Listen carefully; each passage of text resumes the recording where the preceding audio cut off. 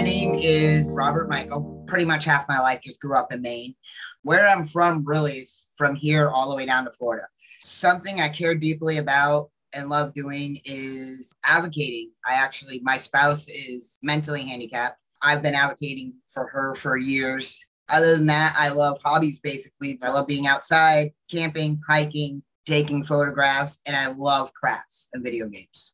Life before my injury was chaotic, but it was a good chaos. I was constantly working from the time I got up to the time I really went to bed. Like I would fall asleep working. About a year or so before my injury, I had to stop working in construction. That was mainly because my back already had some issues. My injury initially was December 21st, 2020. I had fallen on ice, landed on my tailbone, and I had torn my MCL, and they were taking care of that for a month.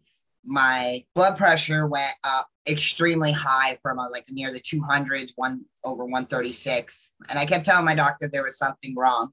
So I was a slow reacting injury. It took about till January 30th. I was sitting in my friend's house. My nephew tripped over me in the chair I was sitting in and landed on my knee with the MCL tear. And I'm like, wait a minute, why am I not feeling this? And I just happened to be at a friend's house whose husband is a quadriplegic. And they're like, get to the hospital right away. And I was kind of scared. And they life flighted me down to Bangor. Within an hour of being in there, I was in my first surgery. So it was a slow reacting compression injury. The next day, my surgeon turned around and said, I can do another surgery. It's going to be another very long surgery. Do you have a 10 to 20% chance of ever feeling again? Not walking, feeling. I looked at him straight up and I said, is there a 1% chance? He said, yeah. I said, do it. So he went ahead and did it. And after 5 days, they completely put me as a complete paraplegic. There was just nothing coming back. My literal first thought in my head was, there goes my manhood. And it wasn't so much as far as being a caring husband. It was more the fact that I am so active.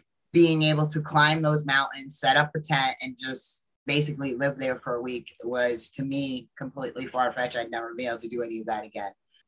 I was in ICU for only 6 days. I got transferred to an intensive rehab that was supposed to be there 1 to 3 months. I got out 5 days because after 3 days, they had literally nothing they could teach me. We were waiting for me to be fitted for my chair. I went home. I was supposed to be home care 3 to 6 months, and I was only in home care for 6 weeks. And that was just to wait for my chair. They're just like, you've just bounced back way too quick. I was determined. That's all it was determination. And then after that, I just said, well, I just got to come up with new ways of doing things. And that's literally what I've done. And that's how I've tried to cope with it, is just using my ingenuity and saying, I just get to do things in a little more fun way.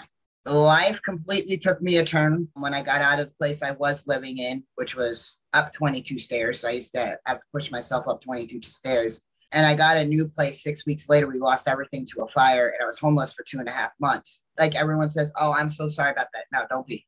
Because that gave me a crash course of what I could do.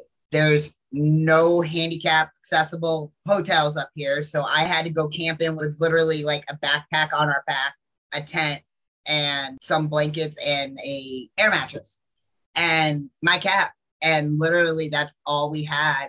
Life threw me into it. And it was a good thing, because I learned that if I could do that in a very hot summer right after this happened, and I can go through it, and we could go through all that, there's nothing that's going to stop us.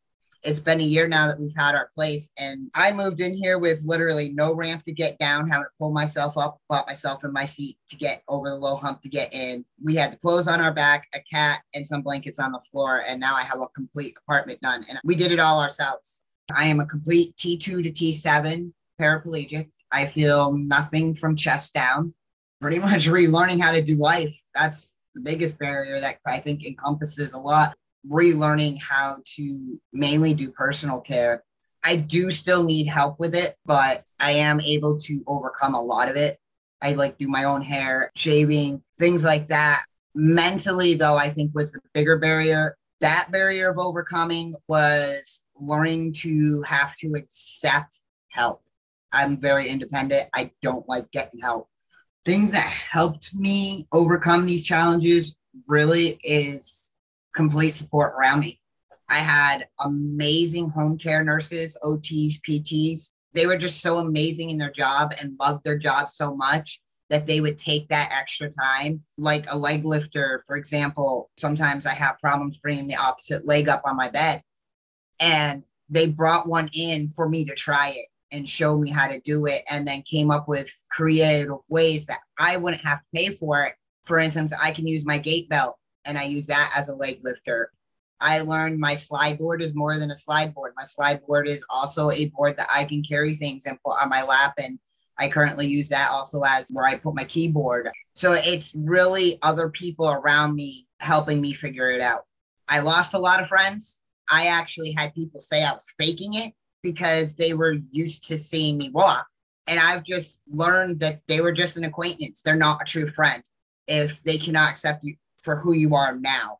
Except for the one friend I was at the house with when I became paralyzed. I've lost all my friends, but I've gained 3 more, and they've been the best people in my life. I do have my sister I talked to, and my mother I reunited with after 35 and a half years. Hers and my relationship is grown even more.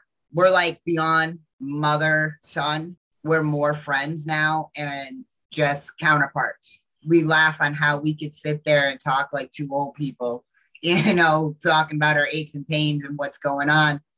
But it's nice because I have someone who understands. The best relationship has been my spouse. 27th of this month will be 4 years. We were a Romeo and Juliet. We weren't supposed to be together, but we've made it. And I'm just lucky I have such a caring wife. Not only does she not drive, she found her way on a bus all the way down to Bangor, which is 2 hours away, and stayed with me for 3 days in the ICU. My wife's and I's relationship has just grown closer. I think my most surprising accomplishment is learning things that I couldn't do before, or I've never even thought I'd be able to do. I learned a complete new skill, which is my crafts and my crocheting. I just picked it up because one of my caregivers, I have home caregivers, and one of my caregivers came in, was doing it. And I just went to YouTube and learned. My second thing I ever made was a backpack for myself. And my mom took it, and she had 5 people in her building asking her where she bought it. My next skill or experience that I'm really eager to have next is I just got a life vest. I love swimming. That's what I'm really eager for, is getting into the outside sports again. I want to bike. I want to climb. I want to get a chair that I can go trail riding. The advice I would offer to someone who's newly injured is don't think of yourself as newly injured. Think of yourself as you've always been this way. I found that kept me positive. If I thought of myself as being newly injured, it gave me a sense of false hope. And it helped me with my acceptance of the injury in my life as it is. Just keep something positive. Find a new niche that you can really enjoy and take that and just run with it. Fill yourself with amazing workers in the medical field. You may not think you need them, but if you have them, you always have them to fall back on. The only reason why I've been able to get some of my medical needs met is because I had my case manager. If you can build that good medical team, it will help you 100% along your journey, especially in the beginning. Does the goal of walking again play into my priorities? No, I wouldn't change it for the world because I have come to accept who I am. I walk with my arms and wheels. That's why I love the name of More Than Walking, because it is. It's more than walking. We do walk just in a different way.